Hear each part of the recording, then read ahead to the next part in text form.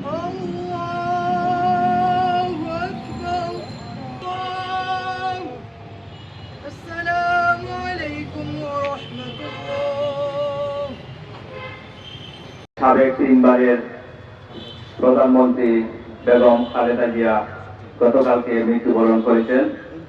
হঠাৎ করে অসংখ্য ধন্যবাদ জানাই। আমাদের আজকে ঢাকায় জানাজা হয়েছে। আমাদের সিলেট শহীদ মিনারে উদ্বেগ নিয়ে আমাদের ছাত্র জনতা কয়েক ভাই আজকে গাইবানা জানাজার নামাজের আয়োজন করেছেন।